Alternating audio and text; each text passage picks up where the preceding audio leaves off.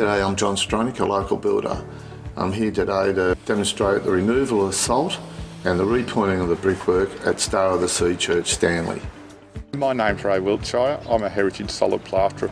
I'm currently doing brick repointing and mortar repairs on Star of the Sea Church in Stanley. One of the critical reasons why lime mortar is so important is the mortar acts like a conduit for water to travel in and out. Any small hairline cracks don't crack the bricks, it cracks around the mortar line, causes less damage to the building structure.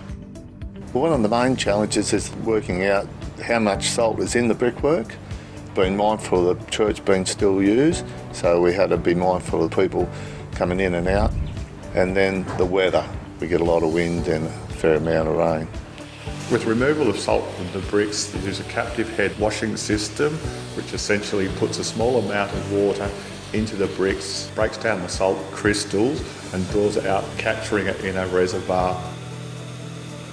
My approach to doing a job like this would be to get a heritage consultant in to know that you're going to do the work properly. I'd follow his advice. I'd present that to the church committee and explain to them the work that has to be done. Once you've got the scaffold up, you're able to do a more detailed analysis of the sections and areas that need repairing, undertake your captive head washing, analysing the mortars from a couple of different areas on site so that you are actually putting the appropriate materials back in. One of the most important things is to record what you're doing. Taking photos of the work before, it's just a good way of keeping records for the client and yourself.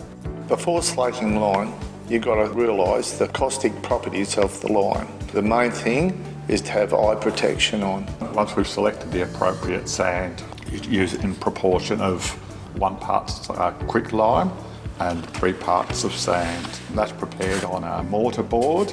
Make a little volcano and put your quick lime in the middle of it, and then you cover it over with the sand, and then you add water delicately and carefully. If you have too little water or too much water, you won't have a very effective slate. You let it steep overnight, then you run it through a forced action mixer. That can then get stored in pails and remixed at any time over the next few months.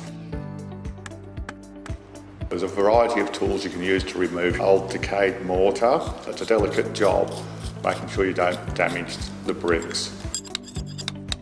Before we start repointing, we have to dampen the wall down.